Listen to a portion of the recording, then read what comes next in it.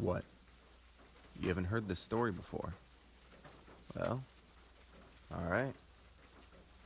It happened 9 or 10 years ago, but it could really happen anytime.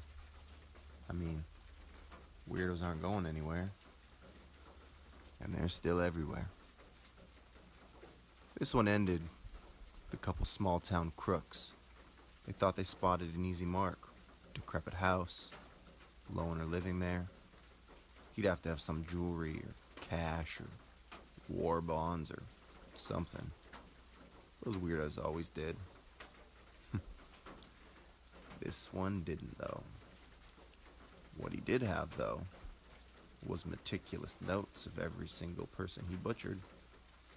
And that's what we have to go off. Survivors write history, I guess. It's funny, though. The last victim, I couldn't even tell you his name. It's one of those things, the story blew up so huge in the news that by the time they were able to identify him via trace DNA and half a molar, the whole thing had blown over. You know, that house sat on the market for 3 years. I guess people couldn't reconcile what happened in there with Home Sweet Home. Our weirdo got his money from his 2 wives. One died on the wedding day, and the other, Hannah, missed her shift at the ER in '87, and no one's seen her since.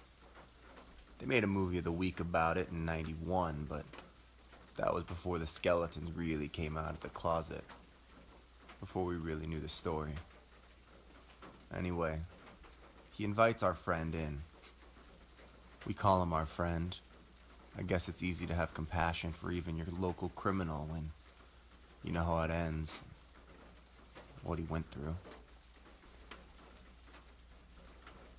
How anybody ever took more than a step into that home, if I could even call it a home, is beyond me. Every room worse than the next. The back bedroom, or the waiting room as he called it, consisted of just a couch, some dish soap, God knows what that's for, and his wives, as he would say. What he meant by that is anybody's guess. I don't know.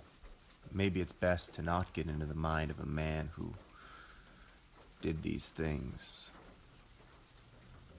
We don't really know how. His manifesto is a little supernatural. That's too spicy for me. So, maybe it's better just tell you what kind of man he was.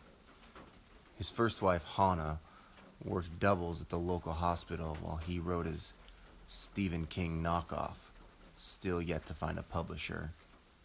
She was always caring and good neighbor. She wrote her sister that she was ready to leave him, sick of his shit. A week later, she went missing.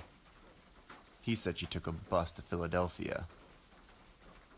Yeah, maybe that's it. His other, aptly named wife, Ophelia, was hysterical on their wedding day. Her dress had broken, and she would chase down whoever would listen with a clothespin, asking them to help her fix it. He, embarrassed, was said to have told her to stare at a wall for 3 hours. Think about it. And she did.